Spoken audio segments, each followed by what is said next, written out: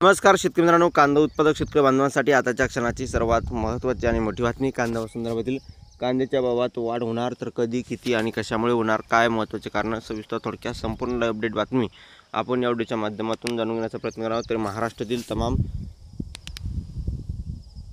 कांदा उत्पादक शेतकरी बांधवांना एकच विनंती, व्हिडिओ शेवटून जाऊ. अतिशय महत्त्वाचा व्हिडिओ जर आवडला तर नक्कीच लाईक करा.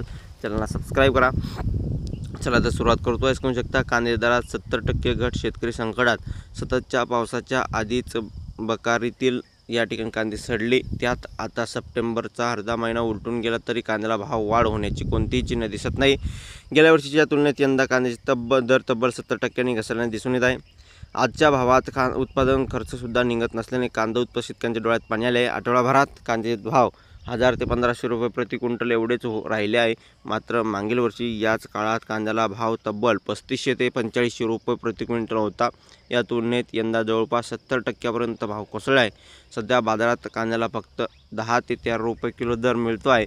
इतक्या भावाचा खर्च तर दूरच मंजुरी देखील निघत नाही. साठवलेला कांदा खराब होऊ लागला आहे.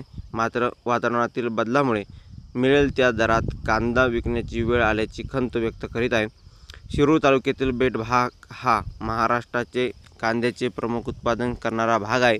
चासकमान, मीना शाखा, डिंबा व घोडे या कालव्यामुळे मोठ्या प्रमाणात या ठिकाणी क्षेत्र ओलिताखाली येत असल्याचे कांद्याची लागवड मोठ्या प्रमाणात केली जाते.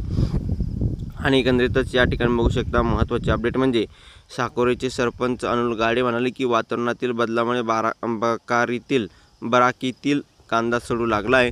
बराकीतील कांद्याची निवड करताना मोठ्या प्रमाणात चोरे फुटत आहे आणि दुय्यम दर्जाचा कांदा बनतो. त्यांना बाजारात केवळ 3 रुपये प्रति किलो भाव मिळतो. आडतदार सागर थोरात आणि धनेश निघोट यांनी सांगितले की मागणी अत्यंत कमी असून बाहेर राज्यात निर्यात होत नाही, त्यामुळे अपेक्षित बाजारभाव मिळत नाही.